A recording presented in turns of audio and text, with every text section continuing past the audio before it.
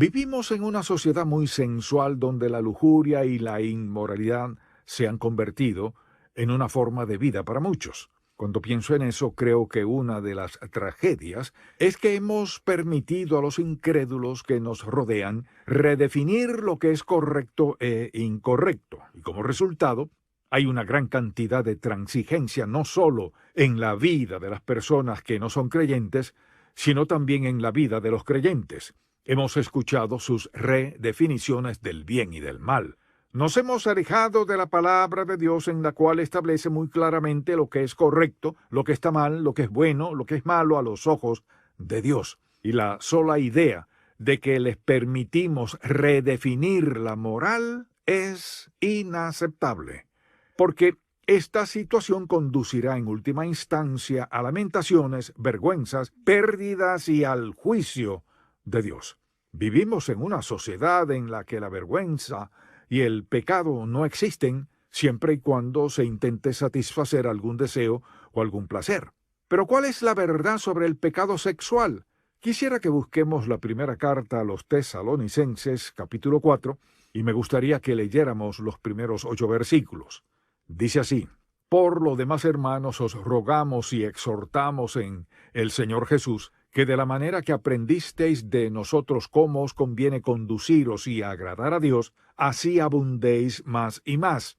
Porque ya sabéis qué instrucciones os dimos por el Señor Jesús, pues la voluntad de Dios es vuestra santificación, que os apartéis de fornicación, que cada uno de vosotros sepa tener su propia esposa en santidad y honor, no en pasión de concupiscencia, como los gentiles que no conocen a Dios, que ninguno agravie ni engañe en nada a su hermano, porque el Señor es vengador de todo esto, como ya os hemos dicho y testificado. Pues no nos ha llamado Dios a inmundicia, sino a santificación.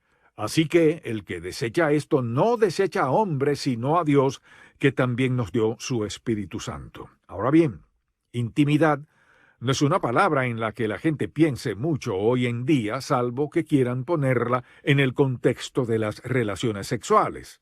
Sin embargo, sabemos que la primera y principal razón por la cual Dios nos creó fue con el propósito de relacionarse de manera personal con nosotros. Así que la intimidad no tiene que ver necesariamente con las relaciones carnales. La intimidad tiene que ver con el espíritu, con la cercanía, con llegar a conocernos unos a otros en un nivel más profundo. Y a menudo la intimidad puede iniciarse en la vida de algunas personas, pero se debilita dentro de la experiencia sexual y finalmente la intimidad se acaba. No se puede tener inmoralidad sexual e intimidad al mismo tiempo, porque eso es ceder a la lujuria. Quizás algunos se pregunten si la lujuria y el amor no son iguales. Por supuesto que no. Y la diferencia radica en lo siguiente: si amo a una persona, quiero lo mejor para ella. Si deseo a una persona, quiero lo bueno para mí. La lujuria es todo acerca de mí. El amor tiene que ver con la otra persona. El Señor creó el sexo para el placer, para la procreación, es decir, para propósitos correctos, así que no hay nada malo en cuanto al sexo como Dios lo creó y con la finalidad para la cual lo creó.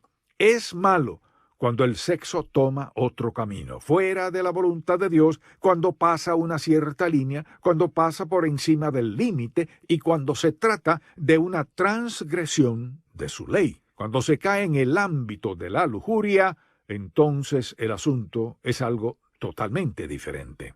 Puede que sus amigos no estén de acuerdo con las enseñanzas de la Biblia, pero podemos afirmar que esas personas viven alejadas de la verdad de Dios. Quizás tengan argumentos que parezcan válidos ante los hombres, pero la Biblia siempre debe tener la última autoridad en nuestra vida. Algunos van a tratar de echarle la culpa a Dios al decir que fueron creados con esas necesidades físicas y que eso los hace pecar como si no tuvieran ninguna opción. Pero no es así. Sabemos que aunque nacemos con una naturaleza pecaminosa, también recibimos del Señor la capacidad y la voluntad para escoger lo que es bueno y no solo lo malo. Se nos ha dado la opción de ser sabios y elegir obedecerlo. Ahora bien, si usted ha rechazado a Jesucristo y a Dios en su vida, entonces anda por su cuenta. Sencillamente ha optado por seguir el estilo de vida que algunos tenían en la época de Pablo.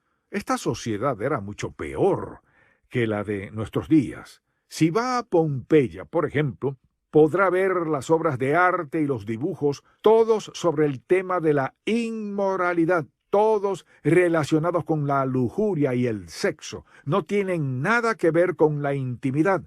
Y lo que ha ocurrido es lo siguiente: cuando no entendemos el propósito por el cual Dios nos creó, y el placer increíble, y la realización y el sentimiento de felicidad y gozo que Dios diseñó para el sexo dentro del matrimonio, entonces todo se sale de lugar. Todo se hace más complejo y se pierde el propósito que el Señor le había dado a esto. Por eso no funciona en la vida de las personas que viven en pecado y desobedecen a Dios cada día como parte de su estilo de vida. Y a esto es a lo que Pablo se refiere aquí cuando dice lo siguiente en 1 Tesalonicenses 4:8. Así que el que desecha esto no desecha a hombre, sino a Dios, que también nos dio su Espíritu Santo. Ahora vamos a pensar por un momento acerca de algunas advertencias bíblicas que Dios ha dado y, por ejemplo, vamos a comenzar con los 10 mandamientos. Si alguien dice que no entiende, no cometerás adulterio, es porque no quiere hacerlo. No cometerás adulterio son solo 3 palabras. Y luego, por supuesto, usted puede leer el libro de Levítico, que es muy severo en sus advertencias contra los pecados sexuales.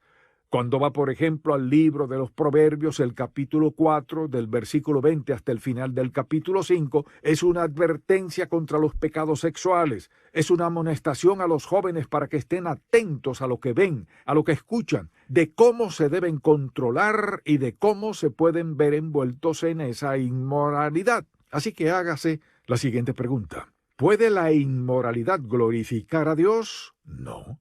¿Glorifica a Dios cualquier tipo de pecado sexual? Por supuesto que no. Por tanto, cuando llegamos a estos pasajes y a otros muchos, no hay una sola forma, no hay un solo versículo que se pueda utilizar para persuadir o convencer a alguien honestamente de que la inmoralidad sexual es correcta.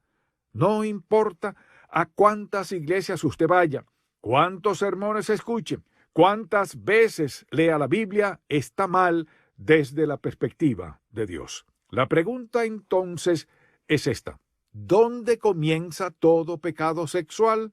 Donde se inicia todo pecado, o sea, con una tentación, la tentación a hacer el mal, la tentación a dar la espalda a Dios, la tentación a desobedecerlo, la tentación a rebelarse contra Él, la tentación a hacer lo que quiera cuando tenga el deseo, sin importar el precio que tenga que pagar otra persona. ¿De dónde viene todo eso? Leamos Santiago 1:14, donde se nos dice lo siguiente: sino que cada uno es tentado cuando de su propia concupiscencia es atraído y seducido. No es por la lujuria o el deseo de otra persona. No podemos echarle la culpa a nadie más. Somos tentados y somos seducidos por nuestros propios deseos. El versículo 15 continúa diciendo: entonces la concupiscencia, después que ha concebido, da a luz el pecado, y el pecado, siendo consumado, da a luz la muerte. Entonces, ¿dónde comienza? Con un pensamiento, y luego entra en juego la imaginación. Luego está la identificación. Usted se pone en esa posición mentalmente. Y entonces toma una decisión y luego usted consiente. Y lo que comienza en la mente, a no ser que lo combata, puede destruirle completamente a usted y a las cosas que más valora en la vida. Por tanto, cada hijo de Dios tiene que estar en alerta en la sociedad en que vivimos. Y por eso Pablo dice en 1 Corintios 10, versículo 13, que no os ha sobrevenido ninguna tentación que no sea humana. Dice que todas las tentaciones son humanas. Y aunque usted solo haya sido tentado en otras cosas, todos podemos ser tentados sexualmente. Continuamos leyendo lo que nos dice este versículo 13. Pero fiel es Dios, que no os dejará ser tentados más de lo que podéis resistir. Ahora bien, si esto llega a su vida y digamos que usted se deja envolver, que como dirían por ahí, comete un error, o que cae en una u otra forma de sexo, y usted trata de lidiar con eso en ese momento. Si no lo hace, esto es lo que sucede. Satanás tiene una ventaja y en poco tiempo hace una fortaleza en su vida. ¿Y qué es una fortaleza? Una fortaleza es un área de su vida en la que ha desobedecido a Dios una o varias veces, en la que Satanás ahora tiene un poco de control, pero si continúa, puede controlarle cada vez más. Y recuerde esto, la naturaleza del pecado sexual es la siguiente, que a medida que continúe en ese pecado se pondrá cada vez peor. No hay absolutamente ninguna manera de continuar en el pecado sexual y que las cosas finalmente mejoren. Esa es la naturaleza del pecado sexual. Ahora bien, ¿cuáles son las causas de la inmoralidad sexual? Quizás alguien diga, bueno, simplemente dos personas toman una decisión. Pero es mucho más que eso. Hay una palabra, y también usted puede poner la base de toda inmoralidad en esa palabra, una palabra realmente simple y corta. La palabra es necesidad, refiriéndose a que necesitamos esto o aquello. La base es la necesidad. Ahora, dependiendo de la inmoralidad, se determinará cuál es la necesidad básica. Por ejemplo, ¿por qué algunos adultos molestan sexualmente a un niño pequeño? Después de todo, hay muchas mujeres y hombres por ahí. ¿Por qué buscar un niño pequeño? ¿Saben cuál es la necesidad? El control. Quieren controlar y pueden controlar a ese niño. Puede que no sean capaces de controlar a otra persona, pero pueden controlar a ese niño. Pero ¿qué pasa con esa necesidad fundamental en la vida de los adultos, hombres y mujeres que, por ejemplo, tienen relaciones sexuales fuera del matrimonio? ¿Cuál es la necesidad? Bueno, la necesidad podría ser un sinnúmero de cosas. Una de ellas es la necesidad de sentirse aceptado, la necesidad de ser querido por alguien. Otras veces puede ser el deseo de conquista. Esto podemos verlo, por ejemplo, en un hombre joven que ha sido abandonado por su novia o un hombre que ha sido abandonado por su esposa y en los que a veces el deseo sexual es construido desde la ira. Y mientras dos personas tienen relaciones sexuales, uno de ellos está ¿haciendo qué? Ejerciendo su enojo por la persona que lo abandonó. No hay nada íntimo en ello, no hay nada de amor, es solo ira. A veces las personas tienen necesidades de carácter financiero y en eso consiste la prostitución. Las dos cosas van juntas. Frecuentemente, cuando en la Biblia se menciona la codicia o se menciona la inmoralidad, las dos palabras están juntas o rápidamente se encuentran en el mismo versículo. Piensen en eso. La avaricia significa querer algo para mí mismo sin que me importe lo que le cueste a la otra persona. Y la inmoralidad sexual es una forma de eso. Cuando la lujuria y el amor se confunden, todo vale. Tienen que ser extremadamente perceptivos y preguntarse, ¿es esto amor o se trata de lujuria? ¿Lo que quiere esa persona es lo que poseo o es a mí a quien quiere realmente? En otras palabras, ¿cuál es la verdad? No se puede entrar en relaciones y saber cuál es la verdad. Y por eso las relaciones apresuradas son peligrosas la mayoría de las veces. Si alguien se divorcia y tiene una nueva pareja rápidamente, no es una buena idea. Nada más que salen de una mala relación, heridos, golpeados, y ya están buscando a un sustituto, necesitan a otra persona enseguida, y eso generalmente termina en un desastre. No digo que siempre lo sea, pero a menudo lo es. Y tenemos que ser muy cuidadosos. ¿Cuál es la voluntad de Dios? ¿Qué es lo que Dios tiene en mente? ¿Qué es lo que me está diciendo? Y por eso necesitamos relacionarnos de manera personal con Él para protegernos.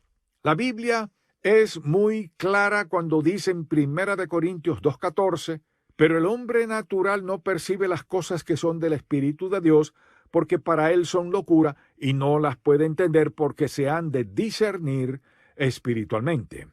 Por tanto, cuando una persona cristiana y un no cristiano se unen en una relación de pareja, el no cristiano hace justamente lo que es natural, le pide al cristiano tener relaciones sexuales. La persona que es cristiana dice, eso no es lo que Dios dice. Entonces esa relación no dura mucho tiempo si el cristiano se mantiene en su posición. Pero cuando alguien dice, bueno, ya sabes, es solo una vez. Pero amable oyente, tristemente no existe eso de una sola vez. De eso se trata el sexo, el pecado y la tentación. Porque no es solo una vez, sino que por una vez se empieza. Y entonces puede comenzar una adicción como resultado. Así que, si tenemos en cuenta todas estas razones por las que la gente quiere tener relaciones sexuales, cualquiera que sea su forma, nos damos cuenta que no es porque quieran tener una relación íntima, porque si usted quiere tener una relación íntima, entonces debe preguntarse, ¿qué es lo mejor para ella? ¿Qué es lo mejor para él? ¿Qué le puede otorgar mayor honra y respeto? ¿Qué hay en su vida que engrandece al Señor? En otras palabras, ¿cómo podemos vivir juntos una vida santa y piadosa? Por supuesto que no comenzando de esa manera. Si usted quiere permanecer puro, tiene que perseverar en la palabra de Dios. Todos los días estamos expuestos a numerosas tentaciones que provocan nuestra lujuria si no tenemos cuidado. Solo si nos mantenemos firmes en la palabra de Dios, nos podremos mantener alejados de lo que no se debe mirar. La palabra de Dios es la espada del Espíritu, como nos dice Efesios 6:17, va directo al corazón. Es un espejo que nos muestra lo que somos y lo que pensamos realmente. Es una guía que nos muestra cómo responder en situaciones difíciles. Busquemos ahora Proverbios, capítulo 4, y leamos los versículos 23, 25 y 26 que dicen, «Sobre toda cosa guardada guarda tu corazón, porque de él mana la vida. Tus ojos miren lo recto y diríjanse tus párpados hacia lo que tienes delante. Examina la senda de tus pies y todos tus caminos sean rectos». Una y otra vez podemos ver en las Escrituras la forma en que Dios nos advierte, la manera que tiene para confortarnos y asegurarnos que su camino es el mejor.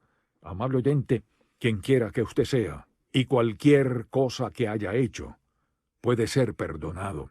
Pero tiene que decidir. Si es un creyente, por ejemplo, está dispuesto a arrepentirse, a dar la vuelta, a romper la relación cuando es posible. Ahora, si usted está casado, no le digo que se divorcie, pero va a tener que lidiar con eso. ¿Dios le perdonará? Sí. Y recuerde una cosa. En Juan capítulo 8 se narra cómo los fariseos y los saduceos atraparon a una mujer justo en medio del adulterio y la llevaron a Jesús y la pusieron delante de él para ver qué decía. Moisés había mandado apedrear hasta la muerte, pero le preguntaron a Jesús qué creía, y su respuesta fue sabia. Él dijo en Juan 8:7, «El que de vosotros esté sin pecado sea el primero en arrojar la piedra contra ella». Y entonces Jesús la miró y le dijo, versículo 10, «Mujer, ¿dónde están los que te acusaban? ¿Ninguno te condenó?» Ella dijo, «Ninguno, Señor». Entonces Jesús le dijo, «Ni yo te condeno. Vete, y no peques más». Mire, no importa cuál haya sido su pasado. La sangre maravillosa de Jesús es tan poderosa que cuando murió tomó su pecado pasado, presente y futuro y pagó la deuda. Así que cuando Él dice que le ha perdonado es porque le ha perdonado de verdad. Cuando dice que usted puede ser limpiado es porque le ha limpiado de verdad. Cuando dice que puede ser aceptado es porque le ha aceptado realmente. Amable oyente, limpie su vida. Dios y solo Él puede tomar sus cenizas y convertirlas en oro. Pero solo va a hacerlo si usted sincera y verdaderamente se arrepiente y coloca su vida en manos de Dios. Oremos. Padre, estamos agradecidos por la gracia, el amor, la misericordia y la bondad que has demostrado hacia nosotros en todo momento. Gracias por darnos la seguridad de que una vez que recibimos a Jesucristo como nuestro Salvador personal, nuestros pecados son perdonados. Sabemos que tu deseo es que podamos tener una intimidad espiritual cada día y que así podamos disfrutar de todo aquello que has preparado para tus hijos. Te suplico que guíes a todos los que han escuchado este mensaje para que puedan aplicarlo a su vida. Todo esto te lo pedimos en el nombre de tu Hijo Jesucristo. Amén. Vivimos en una sociedad muy sensual donde la lujuria y la inmoralidad se han convertido en una forma de vida para muchos. Vivimos en una sociedad en la que la vergüenza y el pecado no existen siempre y cuando se intente satisfacer algún deseo o algún placer.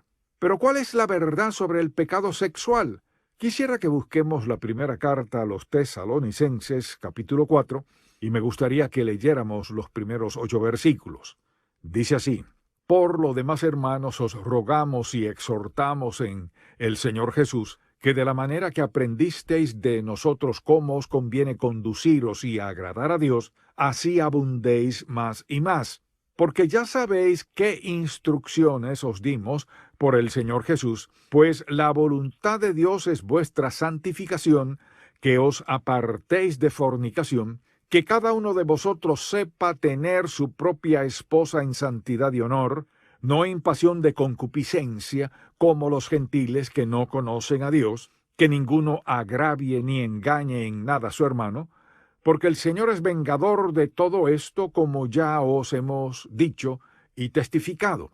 Pues no nos ha llamado Dios a inmundicia, sino a santificación. Entonces, ¿cuáles son las consecuencias de desobedecer a Dios en esa área? Bueno, no les voy a dar todas las consecuencias, pero les voy a mostrar algunas para despertar su interés y que comiencen a pensar en esto.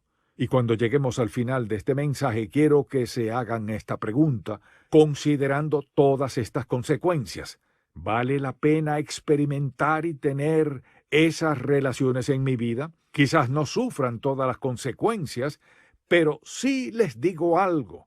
¿Van a padecer las suficientes como para llegar a la misma conclusión? No, no vale la pena. Cada hombre, cada mujer tiene que pensar que si está en algún tipo de relación o en alguna situación que le haga sentirse tentado, ese es un buen momento para ser cobarde. Corra apresuradamente. Eso fue lo que Pablo le dijo a Timoteo en 2 Timoteo 2:22.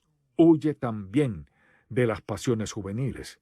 Y también fue lo que les dijo a los cristianos en 1 Corintios 6:18. Huid de la fornicación. ¿Y por qué les dijo eso? Porque eso es lo que hay que hacer, huir del pecado. No piense en el asunto, no tenga un segundo pensamiento, no discuta con el diablo porque no se puede discutir con él. Si Eva hubiera dicho, hice todo lo que la Biblia dice sobre esto, lo que ella hizo y lo que dejó de hacer, pero si ella le hubiera dicho a Satanás, Satanás, olvídalo, no quiero hablar contigo, no hay discusión. Pero eso no fue lo que ella hizo, sino que discutió con el diablo. Y no se puede discutir con el diablo y ganar. Por eso no discuta con él. Dígale que no va a escucharlo. Si el asunto parece que lo va a poner en rebeldía, váyase. Si algo le parece pecado, huya. Usted puede pensar que no puede, pero no es cierto. Sí se puede, pero es una decisión que tomamos. Pensemos ahora en algunas de las consecuencias que acarrean los pecados sexuales. Por ejemplo, la culpa, los sentimientos de condenación, la ansiedad, todo aquello que significa rebelarse contra Dios. Su mente va a estar dividida. Escuche esto cuidadosamente. La gente no entiende la gravedad del pecado sexual. Este pecado no solo divide la mente, sino que disminuye la capacidad para funcionar a plenitud con todos los sentidos en lo que se debe hacer. Si supiéramos cuánto daño hace, pudiéramos entender por qué las personas toman malas decisiones, decisiones codiciosas, y se meten en problemas legales sin tener por qué hacer esto. Son decisiones que en el fondo, si las hubieran analizado bien, si les hubieran dado un segundo vistazo, nunca se hubieran tomado. Asimismo está el daño a la autoestima de la persona. No se puede vivir en la inmoralidad y tener una buena autoestima. También está la hipocresía, porque en el fondo está diciendo una cosa y viviendo otra. Otra consecuencia es la sensación de vacío, porque el sexo sin amor es totalmente vacío. Está además la soledad, la impresión de que falta algo. Por supuesto también la decepción, y muchas veces esta situación conduce a que la persona se deprima. ¿Y qué sucede? Todo comienza a parecer sin sentido. De repente uno se da cuenta de que las cosas no son como esperábamos. ¿Cuántas veces hemos escuchado esta historia? Pensamos, planeamos, se nos va de las manos, pero la verdad es que las cosas son correctas o incorrectas, buenas o malas, están bien o están mal, y no pensamos en las consecuencias de un castigo futuro, solo en el placer inmediato. Luego, por supuesto, las personas muchas veces empiezan a dudar de su salvación, dudan de que Dios escuche sus oraciones, disminuye su relación con Dios porque se pierde la intimidad. Entonces la palabra de Dios se convierte en aburrida, la vida de oración se vuelve opaca, la fe se pone en cortocircuito, la vida cristiana comienza a derrumbarse. ¿Por qué? Porque no se puede tener una relación estrecha con Dios cuando a la misma vez uno vive en rebelión absoluta contra Él. Y por supuesto, tenemos que pensar en el testimonio personal. Algunos alardean acerca de sus relaciones y del número de personas con las que han mantenido relaciones sexuales, aunque es cierto que hay otros que tienen miedo a ser descubiertos y que su testimonio sea dañado. También debemos pensar en todas las enfermedades que están circulando actualmente y no es necesario mencionarlas, ustedes las conocen. Pero así todo hay personas que no se preocupan y creen que son inmunes a las enfermedades, que son una excepción, que eso nunca les va a pasar, que eso les pasa a otros, pero no a ellos. Pues muchas de las personas que han dicho eso van a morir muy pronto, porque tomaron una decisión basada en el hecho de que eran una excepción. Déjenme decirles una cosa. No hay excepciones a las leyes de Dios. La misericordia de Dios es abundante para todos. Pero cuando decidimos desobedecerlo, no podemos creer que seremos una excepción.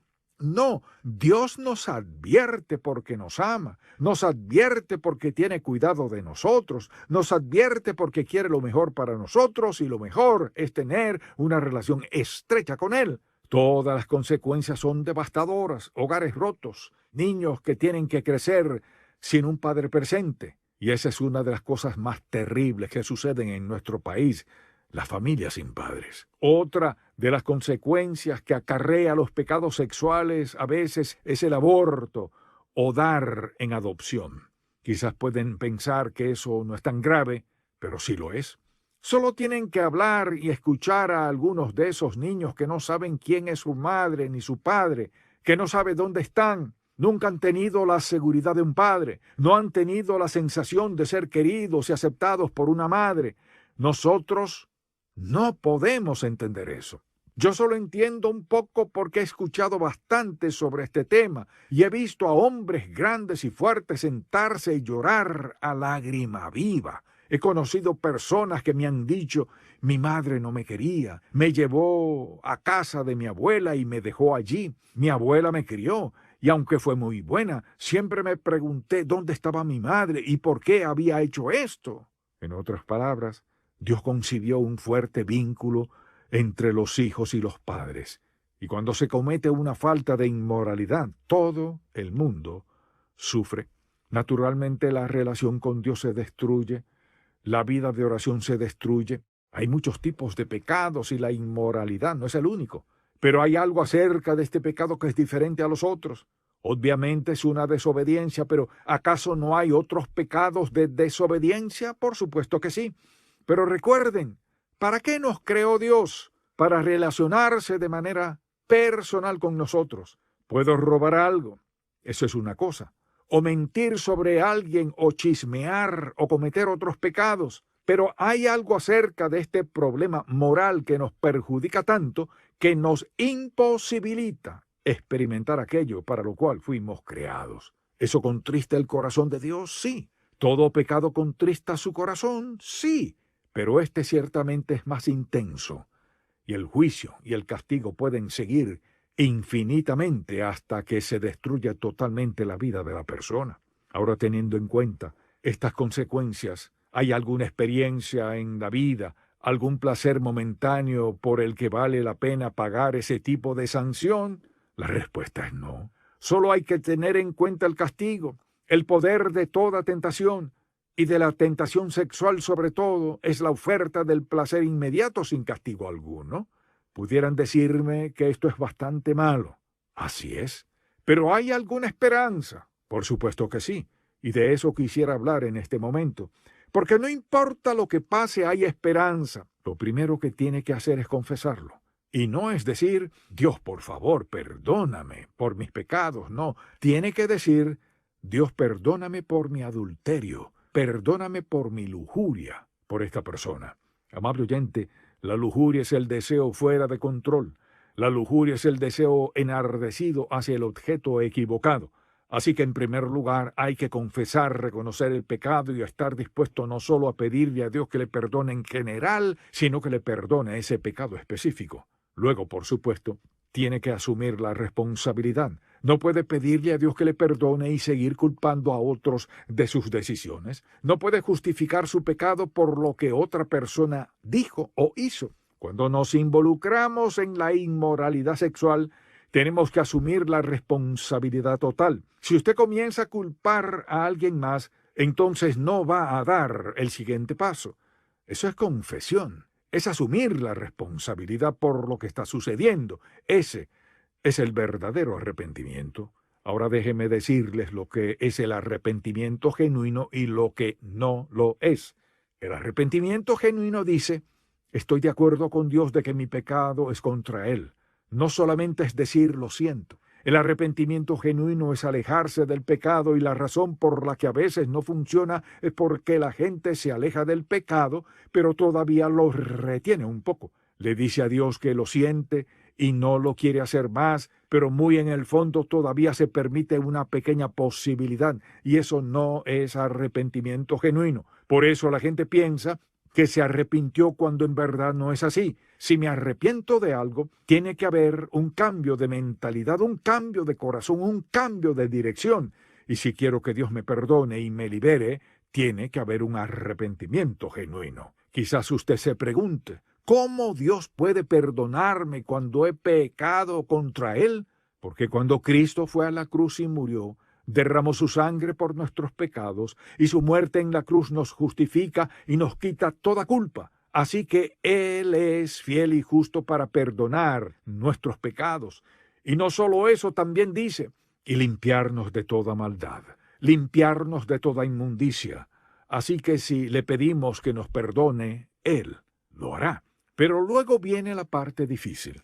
Tenemos que perdonarnos a nosotros mismos y a veces esto no ocurre muy rápidamente. Depende de lo que hayamos hecho, por cuánto tiempo lo hayamos hecho, con quién lo hayamos hecho, las consecuencias que hayamos sufrido y el dolor que les hayamos causado a otras personas. Muchas veces las personas tienen que tener un poco de ayuda en ese momento, tal vez algún consejo sabio y piadoso, aunque también debemos tener cuidado con los consejos. Un consejo sabio y piadoso le ayuda a entender cómo perdonarse a sí mismo, porque no puede decir, yo solo me perdonaré. ¿Sabe por qué? Debido a que el pecado está muy arraigado y muele todo su ser. No es cuestión de decirlo solamente, es algo con lo que tiene que lidiar. Usted ha dañado todo su sistema emocional y por lo tanto tiene que perdonarse a sí mismo, pero a menudo ese proceso no es tan rápido. Y luego que se perdona a sí mismo, usted tiene que aceptar el perdón de Dios. Tiene que hacer lo que Pablo le dijo a Timoteo, huye. Es decir, aléjate del pecado. Hay que romper esa relación, cortar esa relación. No hace mucho tiempo una joven se me acercó y me contó lo que estaba pasando en su vida con su novio, lo que él le decía, que quería casarse con ella, etc. Y me preguntó qué creía yo sobre la relación que tenía con ese muchacho. Así que le hice un par de preguntas y le dije lo que pensaba, que cuanto más pronto terminara esa relación era mejor, porque lo que yo veía era que su relación solo se trataba de lujuria, no de amor verdadero, que no era una relación profunda y que en el fondo ella lo sabía. Ella me dijo que eso era verdad, que se iba a ocupar del asunto, y así lo hizo. En algún momento usted puede pensar, pero ¿qué va a hacer él o ella si yo me alejo? Bueno, probablemente encontrará a alguien más, lo que demuestra lo infieles que iban a ser. O tal vez se van a sentir mal, incluso tan mal que hasta es posible que se vuelvan a Dios. Pero en cualquier caso, lo mejor para ustedes es huir. Y creo que de cualquier manera lo que usted tiene que hacer es buscar la palabra de Dios, obedecerla y permanecer allí. Hay muchos pasajes de la Biblia que hablan acerca de esto, y aunque no tengo tiempo para detenerme en todos, quisiera que piensen en algunos de ellos, porque la palabra de Dios es muy sencilla y muy fácil de entender. Escuchen lo que dice el Salmo 119:9. ¿Con qué limpiará el joven su camino? Con guardar tu palabra. Si usted quiere permanecer puro, tiene que perseverar en la palabra de Dios.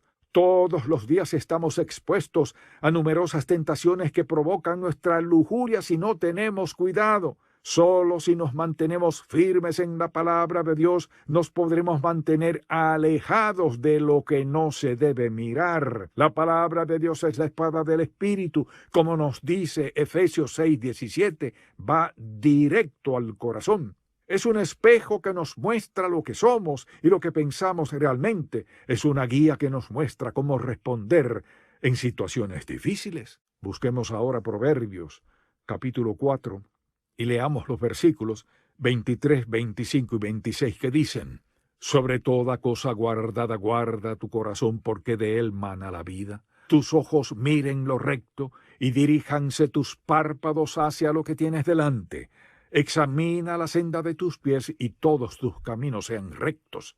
Una y otra vez podemos ver en las Escrituras la forma en que Dios nos advierte, la manera que tiene para confortarnos y asegurarnos que su camino es el mejor. Amable oyente, quien quiera que usted sea, y cualquier cosa que haya hecho, puede ser perdonado, pero tiene que decidir.